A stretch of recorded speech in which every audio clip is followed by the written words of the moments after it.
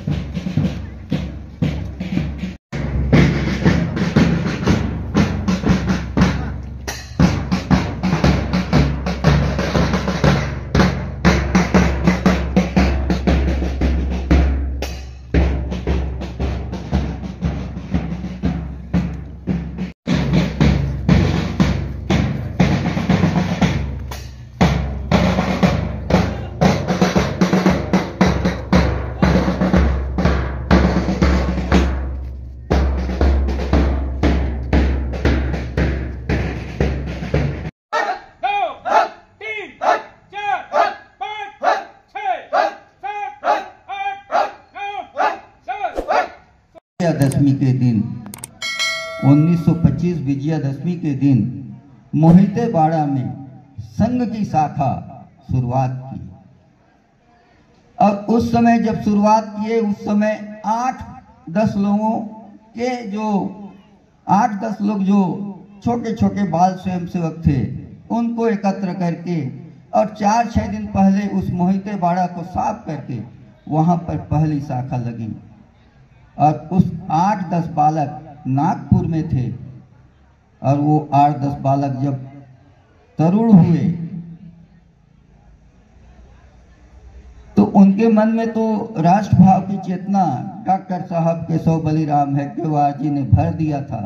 उन्होंने कहा, माता जी मैं अब यहाँ नागपुर में नहीं पढ़ूंगा, क्योंकि उनको तो देशभक्ति करना था। वो 8-10 बालक तो कहाँ पढ़ोगे बेटा? तो मैं तो बंबई में पढ़ूंगा। कोई बालक बोलता है मैं तो लखनऊ में पढ़ूंगा। ऐसे 8-10 बालक जो है बाहर निकल गए पढ़ने के लिए। वो बाहर इसलिए निकले, पढ़ेंगे भी और मैं बाहर संघ की शाखा भी लगाऊंगा। इस प्रकार की देशभक्ति की भावना उस शाखा में जागृत हुआ। उस शाखा से व्यक्ति निर्माण होकर उस शाखा से अच्छे अच्छे बात विचार कर वो 8 बालक जो है देश से बाहर निकल गए और देश के बाहर भारतवर्ष में अन्य प्रांतों में गए और शाखा लगाने की प्रक्रिया शुरू की। वह काल था जब 1947 में देश आजाद हुआ। उसके पहले गुलाम था। महात्मा गांधी जी हेडगेवार जी को बहुत अच्छे तरीके से जानते थे। उनके शिविर में भी गए, वर्धा के शिविर में गए। ऐसी प्रथम वर्ष लगा हुआ था। डॉक्टर साहब वहां गए, गांधी जी गए, महात्मा गांधी जी तो ऐसे बैठे थे सभी स्वयंसेवक। तो बोले कि आपके यहाँ कितने जाति के स्वयंसेवक हैं? तो डॉक्टर साहब केशव बलिराम हेडगेवार ने पूछा, यहाँ जाति नहीं पूछते महात्मा गांधी जी, आप ही पूछ लो। मैंने तो कभी पूछा नहीं हूं और न कभी हमारे स्वयंसेवक जाति बताए हैं। तो महात्मा गांधी जी एक एक करके पूछते गए, लेकिन किसी ने जाति नहीं बताया, अपना नाम बताए। तो गांधी जी बोले कि मैं तो जो सोच रहा था वो गलत है।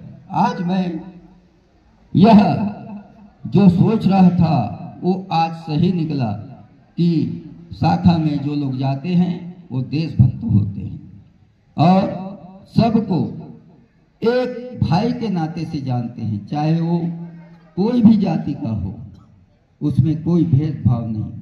यह भावना डॉक्टर साहब ने सभी स्वयं सेवकों के मन में भर दिया। ऐसा उनका कार्य, और इस माने छोटी सी उम्र में, ये छोटी सी सिर्फ 35-40 साल की उम्र के बाद 1940 में डॉक्टर साहब 1940 में खत्म हो गए, प्राणायाम हो गए। लेकिन उसके पहले